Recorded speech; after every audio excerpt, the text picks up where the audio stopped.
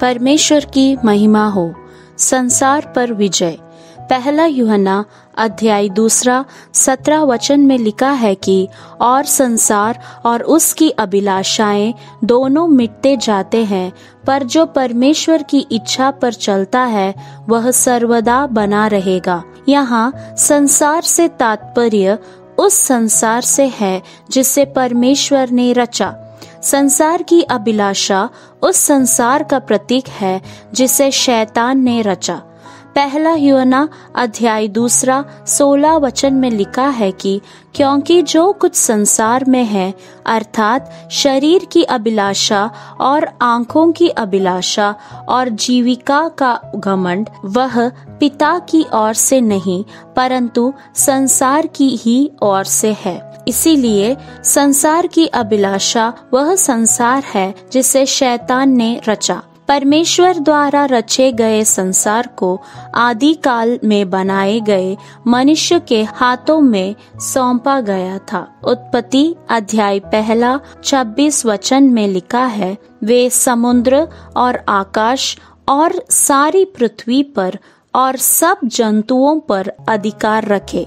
परमेश्वर ने संसार को रचा और आदेश दिया कि मनुष्य के हाथों द्वारा उस पर शासन किया जाए। जब परमेश्वर ने उसे रचा तो उसने देखा कि सब कुछ अच्छा है। परमेश्वर द्वारा रचा गया संसार पूर्ण भलाई में रचा गया था। शैतान ने चतुराई से उस प्रभुता पर अधिकार पा लिया। अब संसार दुष्टता में पड़ा हुआ है। शैतान को इस संसार का ईश्वर कहा गया है। इसीलिए उत्पत्ति अध्याय 6 11 वचन में लिखा है कि पृथ्वी बिगड़ गई थी और उपद्रव से भर गई थी। परमेश्वर द्वारा रचे गए संसार में शांति परमेश्वर और मनुष्य, पुरुष और स्त्री, मनुष्य और हर एक सृष्टि और सब जीवित प्राणियों के बीच में थी। सबके बीच में प्रेम था। जब शैतान ने संसार पर अधिकार पा लिया, परमेश्वर और मनुष्य के बीच में वैर उत्पन्न हो गया। मनुष्य और मनुष्य के बीच में वैर हो गया। मनुष्य और अन्य सृष्टि के बीच में वैर हो गया और सब जीवित प्राणियों के बीच में शत्रुता फैल गई। यद्यपि कुछ स्वर्गदूत गिरे और मनुष्य भी गिरे, सृष्टि नहीं गिरी। इसीलिए रोमियो अध्याय 8 20 और 21 वचन में लिखा है, क्योंकि सृष्टि अपनी इच्छा से नहीं पर आधीन करने वाले की ओर से व्यर्थता के अधीन इस आशा से की गई कि सृष्टि भी आप ही विनाश से दासत्व से छुटकारा पाकर परमेश्वर की संतानों की महिमा की स्वतंत्रता प्राप्त करेगी। अर्थात सृष्टि अपनी वर्तमान स्थिति में परिवर्तन की आशा में प्रतीक्षा कर रहे हैं। जैसे कि रोमियो अध्याय 8 19 वचन में लिखा है कि क्योंकि सृष्टि बड़ी आशा भरी दृष्टि से परमेश्वर के पुत्रों के प्रकट होने की बाट जो रही है। परमेश्वर के पुत्रों का प्रकट होना इस बात को दर्शाता है कि सृष्टि की यह आशा है कि एक दिन मनुष्य फिर से उनके साथ वैसे ही होगा जैसे वह एदेन की वाटिका में था। क्योंकि सृष्टि को ऐसी आशा है, यह लिखा है कि पौलुस ने जिसने कलीसिया को सुसमाचार सुनाया था, उसी सुसमाचार को प्राणियों को भी सुनाया। कुलुस्सियों अध्याय 1 23 वचन में लिखा है कि यदि तुम विश्वास की नेव पर दृढ़ बने रहो और उस सुसमाचार की आशा को जिसे तुमने सुना है न छोड़ो, जिसका प्रचार आकाश के नीचे की सारी सृष्टि में किया गया और जिसका मैं पौलुस सेवक बना।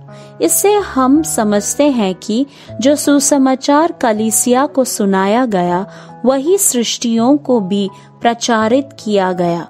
कुलुस्सियों अध्याय 1 23 वचन में पौलुस जो सुसमाचार सुनाता है वह परमेश्वर के पुत्रों के प्रकटीकरण को प्रकट करता है। रोमियो अध्याय 8 19 वचन में पौलुस लिखते हैं, क्योंकि सृष्टि बड़ी आशा भरी दृष्टि से परमेश्वर के पुत्रों के प्रकट होने की बाट जो रही है।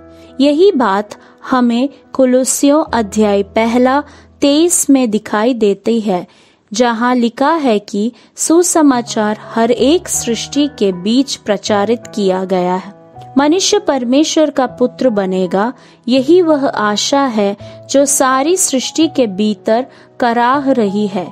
पौलुस रोमियो अध्याय 8:23 वचन में लिखते हैं कि जिनके पास पवित्र आत्मा है आप ही अपने में कराते हैं। इसीलिए गिरे हुए मनुष्य के फिर से उठ खड़े होने और सिद्ध में पुनः स्थापित होने की आशा गिरे न हुए सृष्टि में बनी हुई है। हमें इसे यशायाह अध्याय 11:6-8 वचन में देखते हैं कि यह आशा व्यर्थ नहीं है। तब भेड़ियां भेड़ के बच्चे के संग रहा और चिता बकरी के बच्चे के साथ बैठा रहेगी, और बछड़ा और जवान सिंह और पाला पोसा हुआ बैल तीनों इकट्ठे रहेंगे, और एक छोटा लड़का उनकी अगुवाई करेगा। गाय और रींछनी मिलकर चरेगी और उनके बच्चे इकट्ठे बैठेंगे, और सिंह बैल की नाई भूसा खाया करेगा। दूध पी हुआ बच्चा करेद के बिल पर खेलेगा, और दूध चुड़ाया हुआ लड़का नाग के बिल में हाथ डालेगा। भविष्यवक्ता यशायाह ने जो भविष्यवाणी की वह एक दृष्टि है जिसे हम 1000 वर्षों के राज्य में देखेंगे। इसीलिए हम देखते हैं कि सृष्टि की आशा 1000 वर्षों की राज्य में पूरी होगी। आज जब हम संसार को देखते हैं तो पाते हैं कि यह शैतान के हाथों में है। यह संसार और इसकी अभिलाषाएं मनुष्य को अपने वश में किए हुए हैं, और यह विनाश की ओर बढ़ रहा है। ऐसा लिखा है कि और संसार और उसकी अभिलाषाएं दोनों मिटते जाते हैं। प्रभु ने कहा, क्योंकि इस संसार का सरदार आता है और मुझ में उसका कुछ नहीं। परमेश्वर के वचन द्वारा यीशु ने शैतान द्वारा प्रस्तुत की गई तीनों परीक्षाओं पर विजय पाई। 1 यूहन्ना अध्याय 5:4 वचन में लिखा है कि और वह विजय जिससे संसार पर जय प्राप्त होती है हमारा विश्वास है। केवल संसार पर विजय पाकर ही हम शैतान पर विजय पा सकते हैं। संसार का अर्थ है संसारिक वस्तुएं और धन दौलत। यह आशीर्वाद इस्राएलियों को भौतिक रूप से दिया गया था। यद्यपि अब्राहम, इसहाक और याकूब धनी थे, फिर भी उन्होंने संसार को नहीं पाया।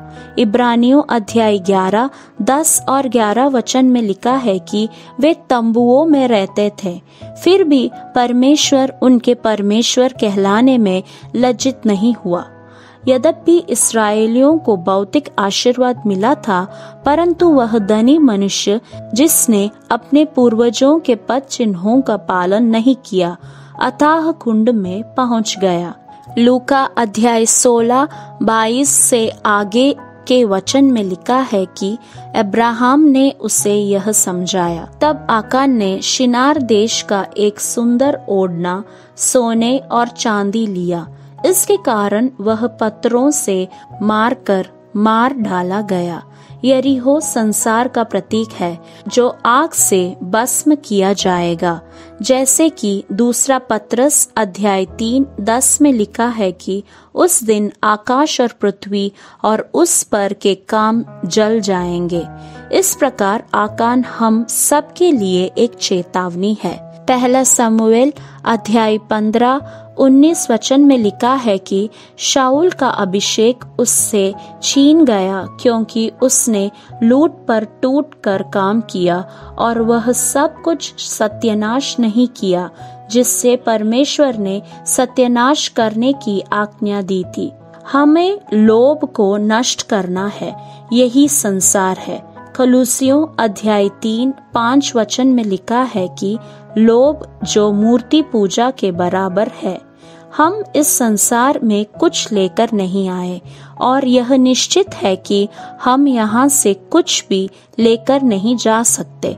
पहला तिमुथियुस अध्याय 6 8वां वचन में पौलुस लिखते हैं, यदि हमारे पास खाने और पहनने को है तो इन्हीं पर संतोष करना चाहिए। इसीलिए हमें चेताया गया है, संसार और उसकी अभिलाषाएं मिट जाएगी। शैतान जो संसार बनाया है उसका अंत होगा। यद्यपि परमेश्वर द्वारा रचा गया संसार शैतान के हाथों में चला गया, फिर भी सृष्टि की आशा है कि वह संसार पुनः मनुष्य को लौटाया जाएगा। जिस किसी ने पवित्र आत्मा का अभिषेक पाया है वह इस आशा में उसे प्राप्त करेगा। जैसे लिखा है, संसार और उसकी अभिलाषा मिट जाएगी, परंतु जो परमेश्वर की इच्छा पर चलता है वही सर्वदा बना रहेगा। हमें परमेश्वर की इच्छा पूरी करने के लिए संसार पर पूरी तरह विजय पानी होगी। संसार का अर्थ है एक वैभवशाली जीवन। यह वास्तव में जीवन मृत्यु का अनुभव है। परमेश्वर की इच्छा कठिन परिश्रम और सहनशीलता का जीवन है। मूसा ने महल का सुख छोड़कर परमेश्वर की प्रजा के साथ कष्ट सहना चुना। इब्रानियों अध्याय 11 24 से 26 वचन में लिखा है कि विश्वास ही से मूसा ने सयाना होकर फिरौन की बेटी का पुत्र कहलाने से इनकार किया, इसीलिए कि उसे पाप में थोड़े दिन के सुख भोगने से परमेश्वर के लोगों के साथ दुख भोगना और उत्तम लगा, और मसीह के कारण निंदित होने को मिस्र के भंडार से बड़ा धन समझा, क्योंकि उसकी आंखें फल पाने की ओर लगी थी। रोमियो अध्याय 12 1 और 2 वचन में लिखा है, अपने आप को जीवित हुआ बलिदान करके चढ़ाने से हम बलि और भावती और सिद्ध परमेश्वर की इच्छा कर सकते हैं। प्रेरितों के काम अध्याय 13 22 वचन में दाऊद के विषय में लिखा है कि एक मनुष्य मेरे मन के अनुसार मिल गया है, वही मेरे सारी इच्छा पूरी करेगा। केवल वे ही लोग परमेश्वर की इच्छा पूरी कर सकते हैं जो उससे प्रेम करते हैं। संसार से और संसार की वस्तुओं से प्रेम न करो। यदि कोई संसार से प्रेम करता है तो उसमें पिता का प्रेम नहीं है। यूहन्ना अध्याय 3 16 में लिखा है, क्योंकि परमेश्वर ने जगत से ऐसा प्रेम रखा। यहाँ जगत का अर्थ मनुष्यों से है। पिता परमेश्वर सभी मनुष्यों से प्रेम करता है, जैसे कि मत्ती अध्याय 5 45 वचन में लिखा है, वह भलों और बुरों दोनों पर अपना सूर्य उदय करता है और धर्मियों और अधर्मियों दोनों पर मेघ बरसाता है। हमें सब मनुष्यों से प्रेम करना है और उन्हें परमेश्वर की ओर लाना है। प्रभु यह भी कहते हैं कि हमें इस संसार की अधर्मी धन संपत्ति से भी मित्र बनाने चाहिए।